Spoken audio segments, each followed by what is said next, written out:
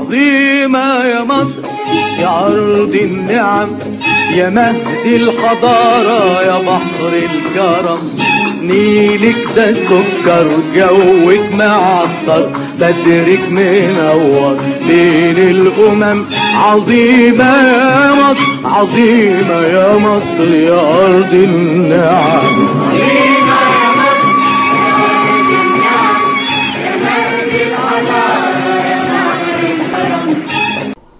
بسم الله الرحمن الرحيم.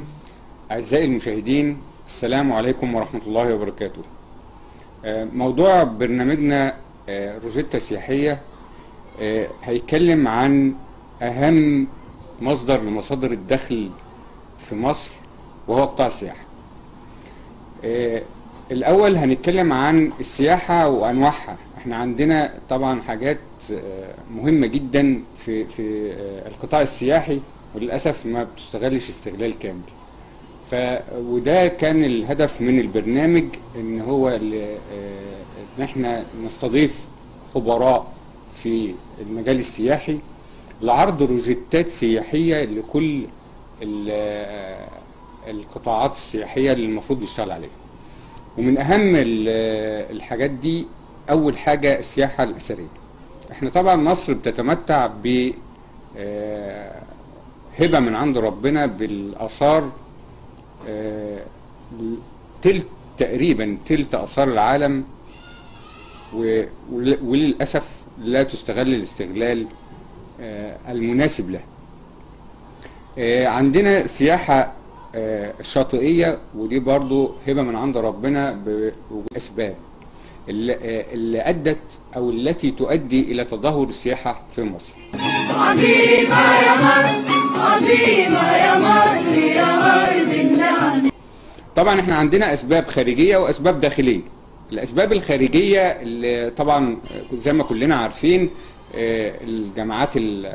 الجماعات والعمليات الإرهابية اللي بتتم في مصر دي كان لها أثر كبير جدا في تدهور السياحة المصرية وعدم إقبال السياح الأجانب على مصر للتمتع بالحاجات اللي احنا اتكلمنا عنها من شواطئ وآثار إلى آخره. طبعا في حاجة تانية مهمة ومرتبطة باعتماد الشركات السياحية على دول بعينها في التسويق السياحي.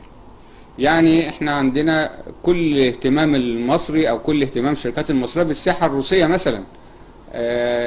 يعني مش عارف برضو ليه، مع العلم بان اقل دخل بيدخله السائح في مصر هو السائح الروسي. عندنا يجب ان نتجه الى اوروبا بشكل افضل. عندنا ألمانيا، عندنا إيطاليا، عندنا فرنسا، وفرنسا من الدول اللي بتحب مصر جدا بتستمتع جدا بالآثار المصرية.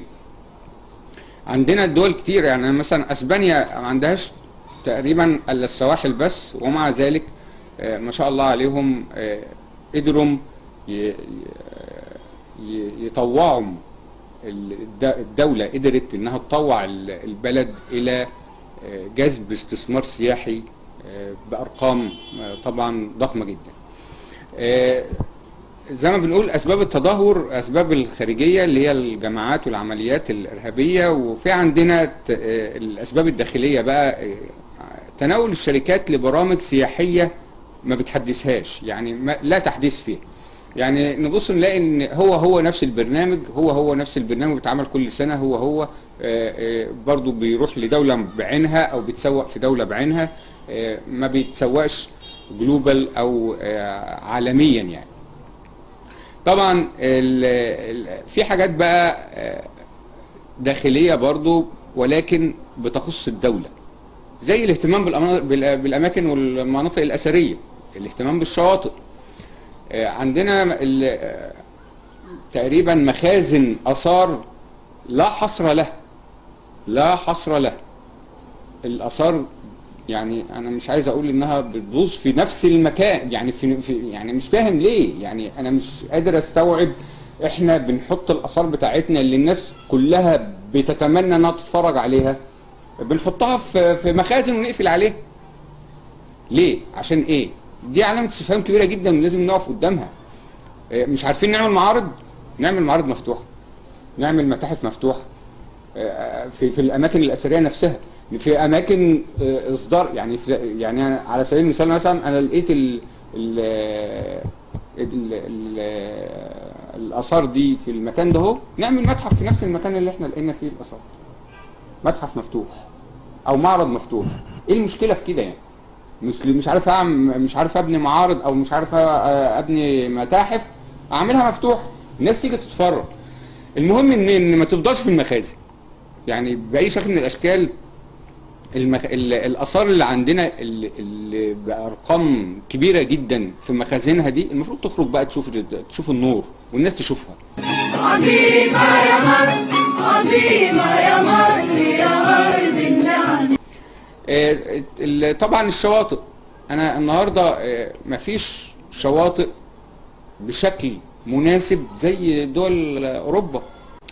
الشواطئ المصرية للأسف يعني الشكل العام مش كويس جدا، يعني مش عارف ليه برضو. يعني لما تطلع الناس تنزل صور على مواقع التواصل الاجتماعي والأجانب بيلموا الزبالة بتاعتنا، يعني دي حاجة مؤسفة جدا للأسف. طبعا في نقطة تانية مهمة جدا جدا جدا، وهي تعامل المصريين مع السياح نفسهم. وللأسف دي بتسيب أثر سيء جدا يا جماعة مع الناس. يعني النهاردة لما بيجي سايح وبيلاقي مقابلة كويسة ومقابلة كريمة وطريقة تعامل من بداية من شركة السياحة أو الإيجنت اللي عمل معاه البرنامج، إلى سواء التاكسي اللي بيوصله أو الجايد أو المرشد أو الراجل اللي معاه اللي بيستضيفه أو اللي بيعمل له التورينج أو الجولة السياحية بتاعته، التعامل بتاعه معاه ده رقم واحد في جلب السياحة من بره مصر، لأن ده أول حاجة بتسأل عليها السايح لما بيرجع بلده. طبعا في مواقف كتير للحكاية دي، هنتكلم طبعا عن كل نقطة من النقاط دي على حدة وباستفاضة ومع خبراء في هذا الموضوع. في حاجة طبعا من الحاجات المهمة جدا في تأثير تدهور السياحة المصرية، وهي وزارة السياحة. وزارة السياحة النهاردة المفروض انها بتقوم بدور، المفروض يعني منوط بيها من اهم الحاجات اللي المفروض تعملها تنشيط السياحة. وفي هيئة اسمها هيئة تنشيط السياحة، وهيئة تنشيط السياحة دي المفروض ان لها مكاتب بره مصر. الهيئة دي للأسف دورها يمكن ما حدش حاسس بيه خالص، يعني ما فيش اي تأثير شايفينه ملحوظ لهيئة تنشيط السياحة. يمكن حاجة كده انا شفتها وانا ماشي بالعربية، سمعتها وانا ماشي بالعربية كده، ان عاملين مسلسل تقريبا على الاف ام ولا حاجة على قناة اذاعية، يعني ده هيجلب سياحة، هينشط السياحة ازاي يعني انا مش قادر استوعب. انت عامل برنامج على قناة اذاعية بتذاع في مصر، هيتنشط سياحة، بيقول لك والاشتراك مع هيئة تنشيط السياحة المصرية. طب في ايه يعني؟ مش فاهم. حد يفهمنا يا جماعة من بتوع هيئة تنشيط السياحة، لان احنا ما بنفهمش في الشغل او ما نعرفش في الشغلة دي، عايزين نفهم. حاجة من الحاجات اللي زي ما كنت بقول لحضراتكم، الشواطئ المصرية والحاجات دي، في حاجة أسوأ من كده للأسف. أنا شخصيا شفتها في دبي، في معرض دبي أو الملتقى الدولي للسفر والسياحة العربي. الملتقى ده بيجي له ناس من جميع أنحاء العالم، تقريبا كل العاملين بالفيلد السياحي اي مكان، من شركات طيران، وشركات سياحة وخدمات سياحية إلى آخره، فنادق طبعا، وفي دول بتعمل في أجنحة. فحظنا كان كويس قوي إن احنا لنا جناح مصري في هذا المعرض أو الملتقى. أنا رحت المعرض أشوف الجناح المصري، الفكر بتاعه كويس جدا، ولكن في شوية ملحوظات على الجناح المصري في معرض دبي. من أهم الحاجات اللي أنا شفتها أو من أهم الملاحظات اللي أنا شفتها في هذا المعرض إن يعني أنا راجل بتكلم عن تلت آثار العالم، لما أحط اللوجو أو الشعار بتاع